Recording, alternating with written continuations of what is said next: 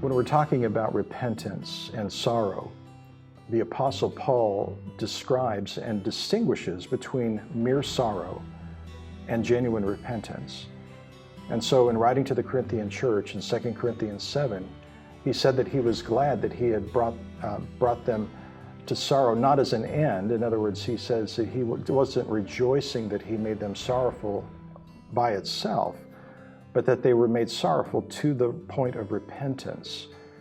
And the idea here is this, is that you can have sorrow, but it's a sorrow that is shallow. It is a sorrow that regrets any kind of change.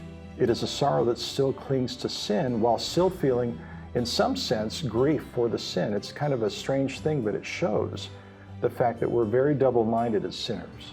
We can actually be sorrowful for something that we've done and acknowledge that maybe we've done something that offends others and especially offends God, but still not have a transformation of mind, a genuine and godly repentance.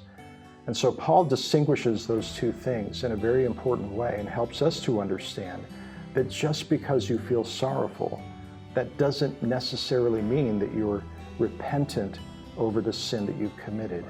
John Bunyan, in his classic work, The Pilgrim's Progress, has in the allegory there, he talks about a man in an iron cage.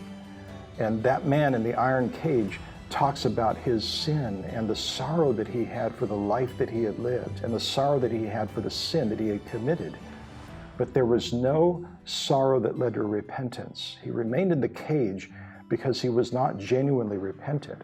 It is very important that we distinguish these things, because sorrow, again, by itself does not mean that a person is repentant over their sin.